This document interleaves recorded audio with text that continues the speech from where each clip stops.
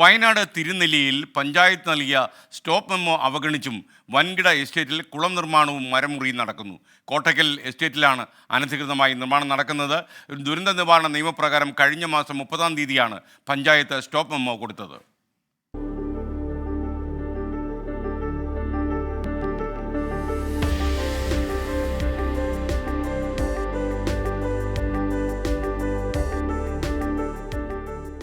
സാധാരണക്കാരന് വേറെ ഒരു നീതി തന്നെയാണ്. ഒരു സൈസ് ഇതാണ്. ഈ വൻകിടക്കാരന് എന്ത് വേണേലും ആകാം. ഇവിടെ ഈ പഞ്ചായത്തിൽ എന്ത് വേണേലും ആകാം. ഇത് നിങ്ങൾ കാണുന്നുണ്ട്. ഇത് ഈ ചെറിയ മരങ്ങളൊന്നും അല്ല. ഏത് സൈസ് മരങ്ങളുണ്ടായിരുന്നത് കുറേ അപ്പുറം ചെന്നറിയാം. ഏത് സൈസ് മരങ്ങളുണ്ടായിരുന്ന തോട്ടമായിരുന്നു.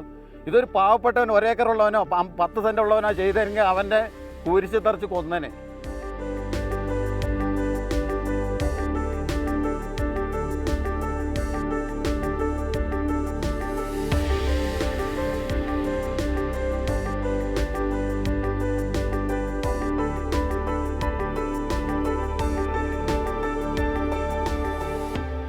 പനവല്ലിയിലെ കോട്ടയ്ക്കൽ എസ്റ്റേറ്റാണിത്.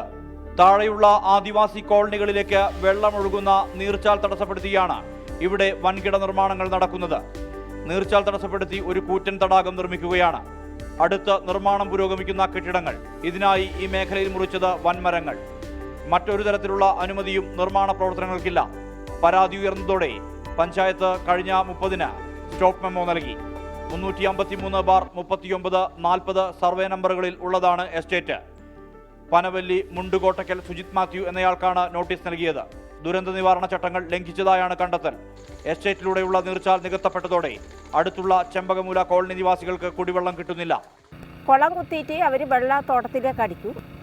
അപ്പോൾ ആദ്യമൊന്നും ഇങ്ങനെ കുളമൊന്നും ഇത്ര കുളങ്ങളൊന്നും ഇല്ലായിരുന്നു. ഇപ്പോൾ ഭയങ്കര കുളങ്ങളായിട്ട് വെള്ളം തോട്ടത്തിലേക്ക് അടിക്കുന്നത് കൊണ്ട് ഇപ്പോൾ തീരെ അലക്കാൻ കുടിക്കാനൊക്കെ ഒന്നും വെള്ളമില്ല. പ്രദേശത്ത് സംരക്ഷിത മരങ്ങളായ ഈട്ടിയടക്കം മുറിച്ചു കടത്തിയതായി സൂചനയുണ്ട്. സംഭവത്തിൽ വനം വകുപ്പും അന്വേഷണം നടത്തുകയാണ്. 24 വയനാട്.